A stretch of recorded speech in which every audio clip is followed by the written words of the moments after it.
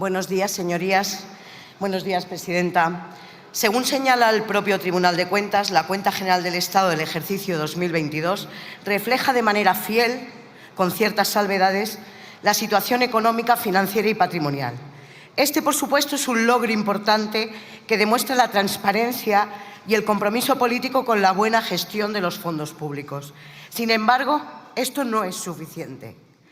La transparencia y el compromiso con la buena gestión de fondos no es suficiente si muchos de esos fondos no van al lugar adecuado. En el año 2022, la potenciación del escudo social y la puesta en marcha de tantísimas otras medidas fueron imprescindibles para darle un respiro a las familias y a la clase trabajadora de este país, que pudieron sentir al menos algo de apoyo y alivio tras los efectos de la pandemia que, recordemos, fue devastadora. En este periodo, una de las medidas más importantes fueron las ayudas al transporte.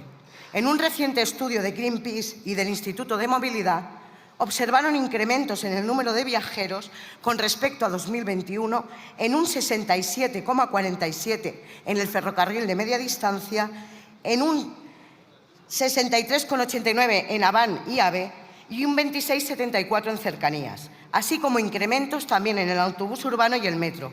Estos incrementos significan un impulso a las reducciones de emisiones de CO2 de vehículos privados y una apuesta por fomento del transporte público.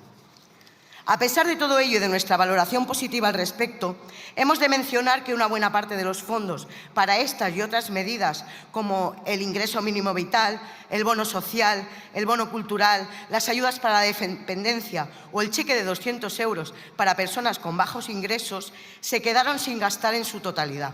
Para saber qué pasa en cada una de ellas, no vale con quedarnos con la cifra asignada en los presupuestos. Es necesario trabajar en su ejecución y observar lo que de verdad se está gastando y por qué. Al fin y al cabo, los presupuestos son la expresión cifrada de un proyecto político, un proyecto que para nosotras tiene que estar al servicio de las clases populares de nuestro país. Así, podemos ver, por ejemplo, que el bono cultural no ha cumplido sus fines del todo. De los 210 millones de euros presupuestados en 2022, solo se gastaron 114,2. Otro ejemplo lo vemos en ciencia, donde de los cerca de 13.000 millones de euros presupuestados se quedaron sin ejecutar casi un 33%. Al mismo tiempo, desde 2016 hasta 2022, los presupuestos generales del Estado destinados a defensa han aumentado de 5.730 millones a 9.780 millones de euros. En 2022, España dedicó el 3,14% de su gasto público total a defensa, mientras que el año anterior había dedicado el 2,74% y 5 años antes el 2,2%. Aún así, al final de cada año, lo que realmente se gasta en defensa supera en varios cientos de millones el presupuesto inicial. Este es un tema que no debe escaparse de nuestra vista. Y es una tarea pendiente que repensemos el valor que le damos a esa industria armamentística, los recursos que invertimos y la escasa transparencia de la asignación de contratos y adjudicaciones militares. Los aprendizajes de los anteriores presupuestos, sus errores y aciertos, nos marcan el camino que debemos tomar al legislar para nuestra gente. Medidas como la universalización de la educación de 0 a 3, la extensión de los permisos de nacimiento, la retribución del permiso parental, el aumento de la inversión en dependencia y las prestaciones universales por crianza son políticas que son verdaderamente útiles para las familias y que debemos hacer nuestra prioridad. Las cuentas generales son el campo de batalla en el que debe quedar reflejado el proyecto de país por el que trabajamos. La lucha contra los fondos buitre, los intereses empresariales y el pulso de clase que sostiene nuestra clase, la trabajadora cada día, en cada momento. Esa lucha se manifiesta desde que suena el despertador demasiado temprano y cogemos ese transporte público abarrotado, llegando al trabajo con jornadas excesivamente largas y paga insuficiente hasta la vuelta a casa, en las que encima las mujeres aún nos enfrentamos a una división sexual del trabajo invisibilizada en el interior de cada hogar.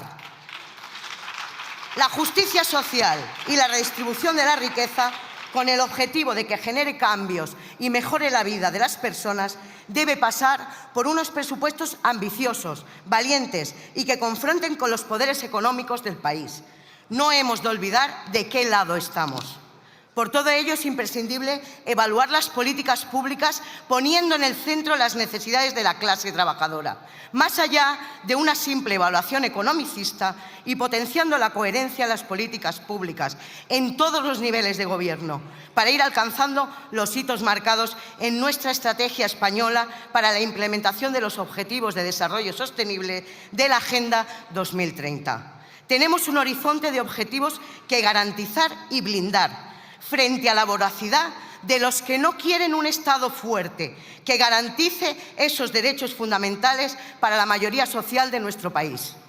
Por ello, tenemos que trabajar para que las constantes e importantes medidas que se anuncian en esta Cámara, que se negocian en estas salas y que con muchas resistencias políticas se incluyen en los presupuestos, sean verdaderamente útiles para la clase trabajadora. Una medida solo es útil si demostramos que llega y ayuda a las personas. Este tema creemos que merece una reflexión mucho más pausada, pero vemos fundamental resaltar esos déficits del sistema. A pesar de todo, los presupuestos de 2022 fueron los más expansivos hasta el momento. Incluyeron una gran cantidad de inversiones y esfuerzos que van en la dirección correcta y demostraron que las fuerzas de izquierda, cuando gobernamos, no solo lo hacemos pensando en lo mejor para la ciudadanía, sino que lo hacemos con solvencia y mejor. Esto no quita que no debamos escuchar al tribunal y que debería ser prioritario subsanar esas deficiencias crónicas que señala y que se vienen repitiendo en cada ejercicio en las cuentas generales.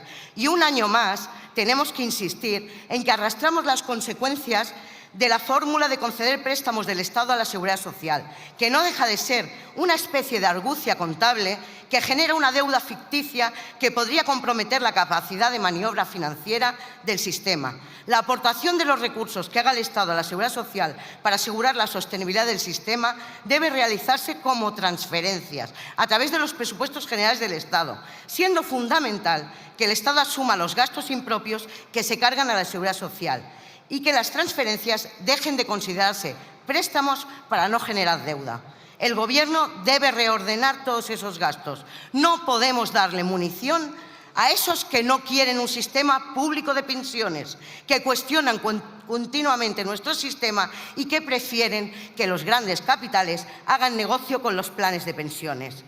En las cuentas generales del Estado del 2022, y termino, presidenta, evidentemente no se solucionan todos los problemas de la ciudadanía, pero se demuestra el enorme potencial y el recorrido que tiene el hacer políticas de cara al pueblo, con una intención transformadora.